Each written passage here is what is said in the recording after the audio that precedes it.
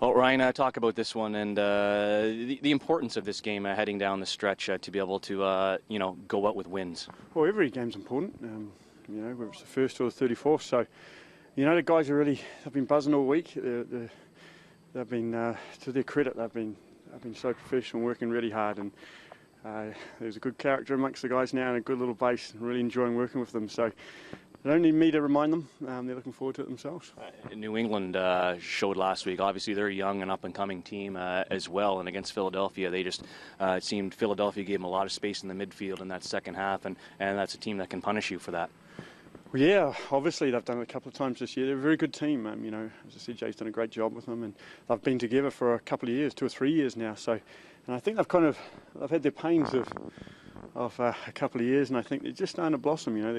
Their young boys are just starting to mature. They've got a lot of games under their belt now, and you're starting to do the best of them. I think it's very similar to where we are. We've got a good set of young guys, and very soon they'll become hardened MLS players. How important is it for these guys to defend well on Friday night because they do have some big guys that they send forward, but they're technical as well? Well, always very important to defend well. I think we're starting to do a lot better with the team, with individuals, and with the team. We're conceding a bucket load less goals and a bucket load less chances, and we're just a couple of little pieces away from being a very good team in this league, and we'll remedy that. We're in a nice position moving forward. We've got good young guys coming through, learning their stripes, coupled with a couple of bits of pieces here and there. This is a really positive time. Jeremy Brockie's now obviously back with going to his A-League club. How far away is Couverman's possibly from even being on the bench? Probably still quite a bit. To tell the truth, he hasn't done much. He hasn't been out, and he's just got to work on his fitness. He's had some injuries, and it's up to Coos. He's got to get fit, and hopefully we can get him back as quick as we can. Same with Maxi. He hasn't been doing anything for quite a bit of time, and so we're trying to get him up to speed as quick as possible, without disrupting the balance of the team and the organisation. Mateus is still obviously a ways away. He's done for I'll be very surprised if we see him back before the season. Are you a believer in momentum? A few of the guys have talked to us about the importance of generating a bit of momentum going into the off season by having some good results and some positive results in the final 9 games. Yeah, generally momentum is just confidence. When you have confidence, and generally that comes with results. But what I like about these guys, I think they see where the club's moving, they see where the team's moving. They understand that if they had, again, 2 or 3 little different pieces, which we couldn't because of where we are with the salary cap, but we're in a nice position now moving forward for not just the rest of the season, not just next year, for years to come.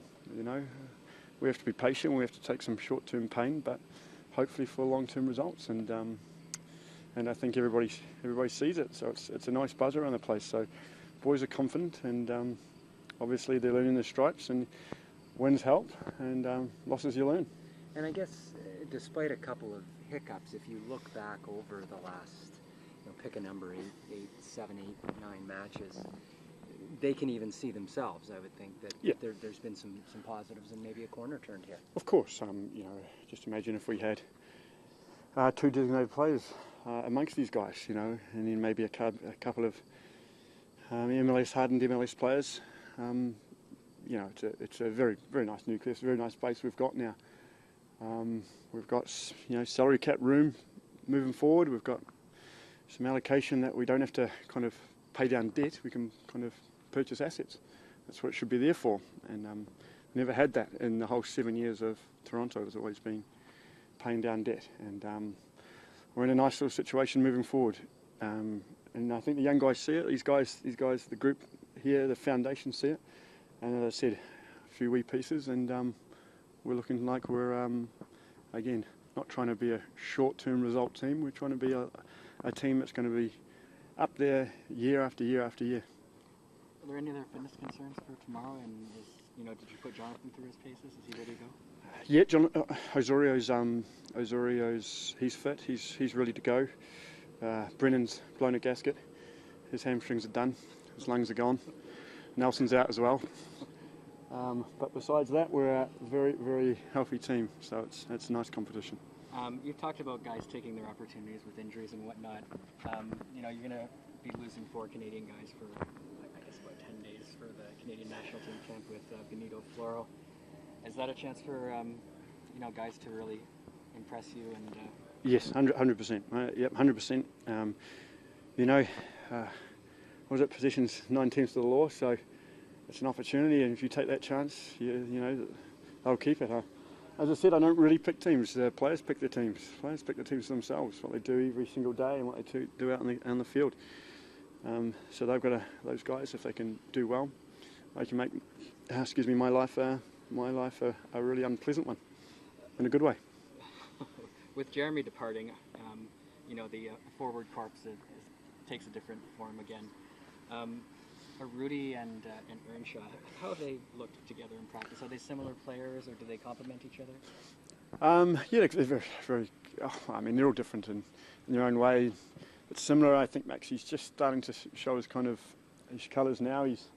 As I said, hasn't been doing anything for a month to 6 weeks, so it's very hard to come into this league in this kind of heat and all of a sudden flick a switch and turn it on, and especially a young man. So he's learning, coming to a new country, new friends, new language, and I'm not going to just throw him into the deep end. When he's ready, he's ready. And Ernie's the same. He's just starting to kind of come back to his old self. And we know he can be really dangerous. But I think Andrew Wiedemann has been really good for us as well. And we know Bronny will give everything. So, what I'm lucky is I've got 4 really honest guys, and they'll be doing their best to try and win us the game. With Rudy, then, is the most likely opportunity for him coming off the bench in the next few games? Most likely, I think, as I said, we're just easing him into him. We don't want to get an injury either. As he's unconditioned, and now he's just starting to kind of harden up. He's a little bit of that excess pollo he's been eating and things like that. So he's starting to harden up and get in the weight room and get sharp, and his time will come.